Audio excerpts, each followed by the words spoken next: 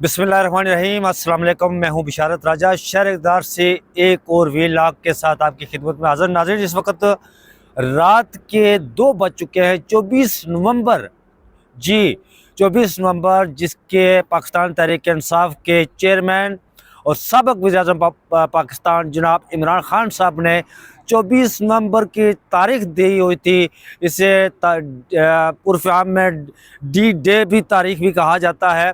ये वो तारीख है जिसमें इमरान खान साहब ने एहतजाज की कॉल दे रखी है। और मैं इस वक्त खड़ा हूँ फैज़ाबाद और रावलपिंडी और इस्लामाबाद के संगम फैज़ाबाद। ये मशहूर वो फैज़ाबाद वो जगह है जहाँ पर आपको याद होगा नाज़रीन के यहाँ पर धरना भी एक हुआ था। तहरीक लब्बैक पाकिस्तान के एक नहीं बल्कि 2, 3, 4 उन्होंने धरने दिए थे। ये बड़ी मशहूर जगह है। आप देख सकते हैं कि मेरे अक़ब में ये जो नीचे गाड़ियाँ गुजर रही हैं, ये इस्लामाबाद में एंटर हो रही है। ये एंट्री पॉइंट है जो इस्लामाबाद का है। और मेरे अक़ब में वो हैवी कंटेनर भी रखे हुए हैं। ये कंटेनर्स की लेयर्स है, एक कंटेनर नहीं, एक के पीछे दूसरा, दूसरे के पीछे तीसरा, आप कह सकते हैं कि 3 लेयर्स हैं।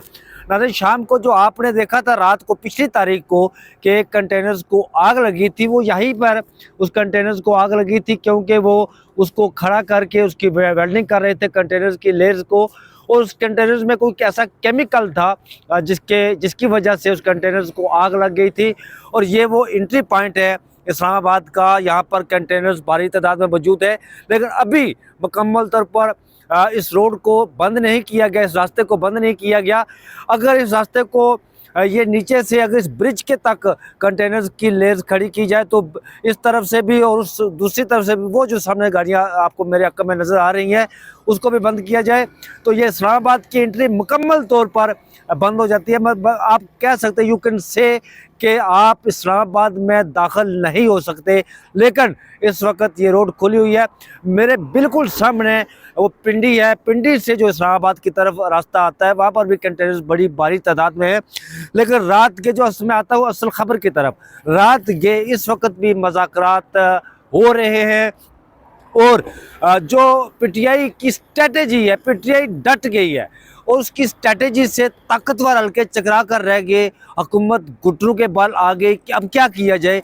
मैं आपको पहली खबर की तरफ आता हूं कि पीटीआई की स्ट्रेटेजी तब्दील क्या हुई है।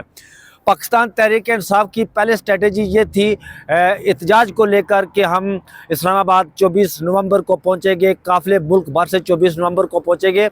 बलूचिस्तान और सिंध को इससे इमरान खान साहब ने बाहर रखा हुआ था, लेकिन बलूचिस्तान से सलार काकड़ की क़यादत में एक काफ़िला डेरा इस्माइल खान पहुंच चुका है। और सिंध से अलीम आदिल शेख एक काफ़िले को लीड करके वो रवां दवा हैं और ये खबर है कि वो भी डेरा इस्माइल खान पहुंचेंगे।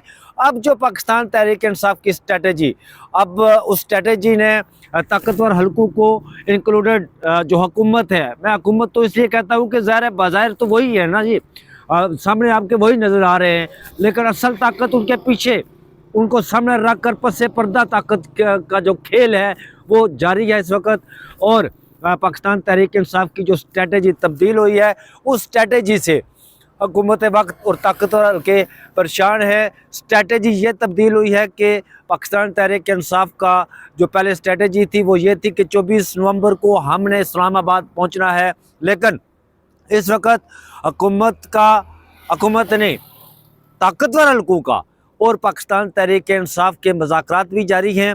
और मुज़ाकरात में पाकिस्तान तहरीक इंसाफ को ये कहा जा रहा है कि आप इस एहतजाज को मौखर कर दें, आप पीछे चले जाएं, पीछे हट जाएं। उसका ये बताया जाए, उन्हें जो फेस सेविंग दी जा रही है, उन्हें ये कहा जा रहा है कि इस्लामाबाद हाई कोर्ट ने जो फैसला दिया है उस फैसले को लेकर आप अपना एहतजाज मौखर करें और पीछे हटें। लेकिन पाकिस्तान तहरीक इंसाफ इस मौका पर डट गई है।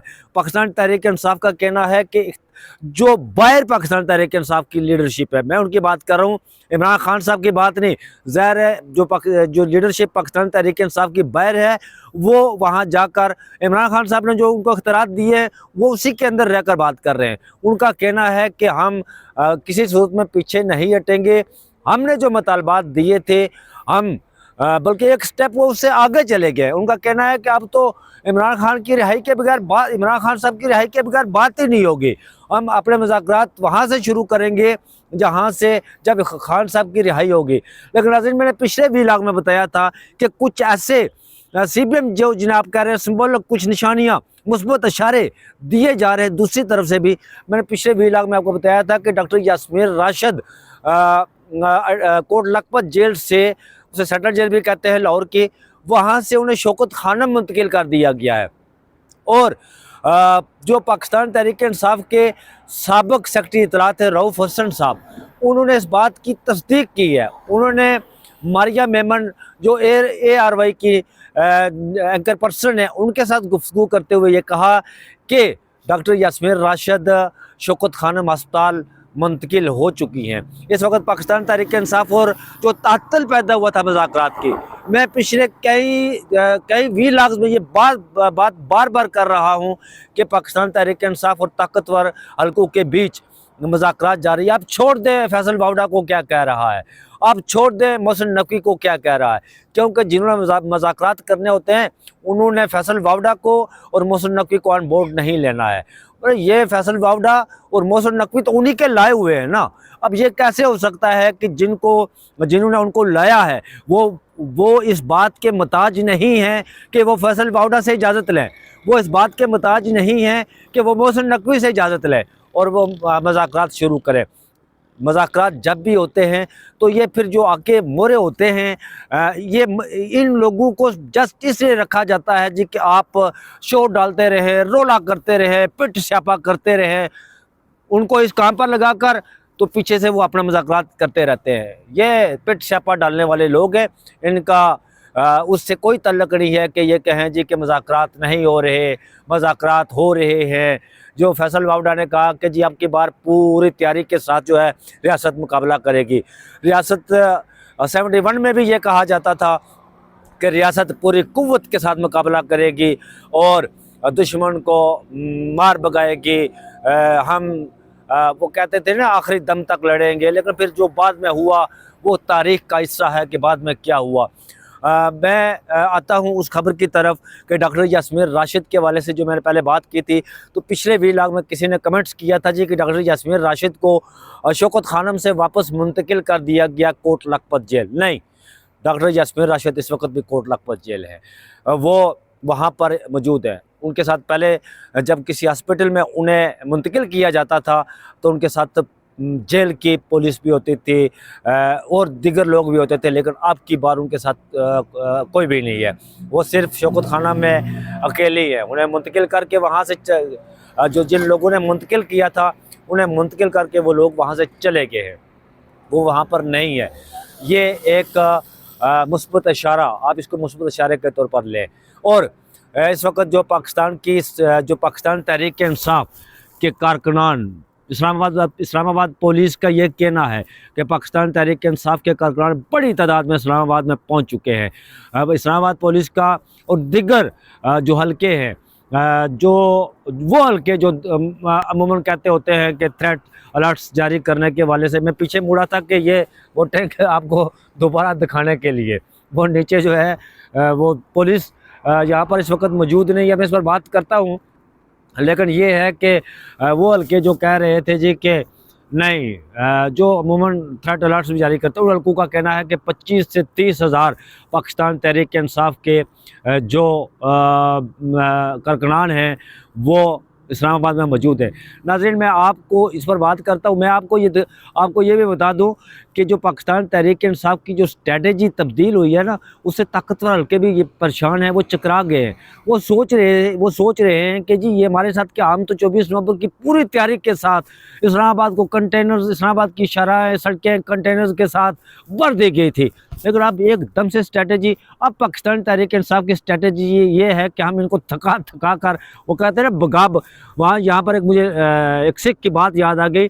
वो सिख के वो खटमल उसके कपड़ों में घुस गया, तो वो जहाँ उसे काटता वो वहाँ पीछे भागता, वो उस कमीज़ में उसके पीछे पीछे भागता। तो किसी ने कोई पास बैठा हुआ था, तो किसी ने कहा जी सरदार साहब आप ऐसा करें, सरदार साहब तुसी इंज करो जी कि कमीज उतार के तो फौरी तौर पर खटबुल को पकड़कर उसे मार दें। उन्होंने कहा नहीं, मैं इसको भगा भगा कर मारूंगा, मैं इसको पकड़कर एकदम से नहीं मारूंगा। अब की बात जो पाकिस्तान तहरीक इंसाफ की स्ट्रेटेजी है वो ये है कि उनका कहना है कि हम इनको थकाएंगे और थकाने के बाद जब ये फिर उसके बाद कहेंगे कि बस हमारी बस हो गई है, तो फिर जो है वो आगे की बात चलेगी।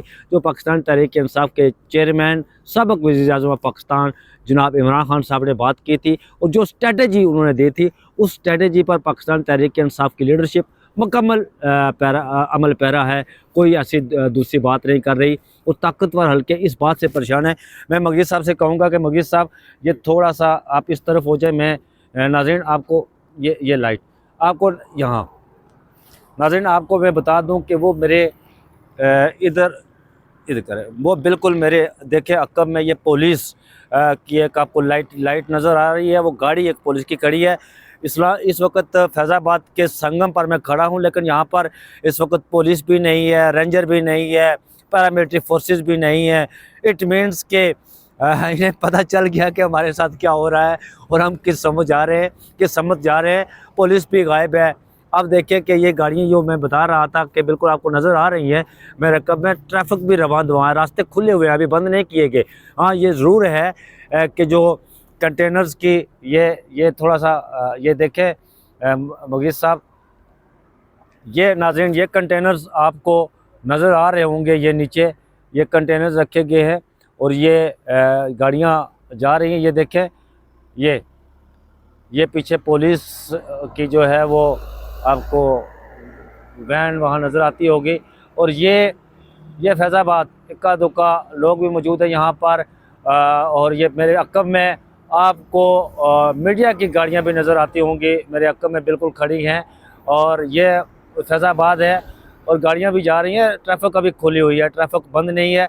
इस वजह से कि जो पाकिस्तान तहरीक इंसाफ की स्ट्रेटजी तब्दील है उसकी वजह से ये इनमें थोड़ी सी जो ताकतवर हल्के हैं वो परेशान हैं उसको लेकर कि अब चकरा गए हैं कि पाकिस्तान तहरीक इंसाफ ने एकदम से स्ट्रेटजी तब्दील कर दी है, हमारा कुछ और था।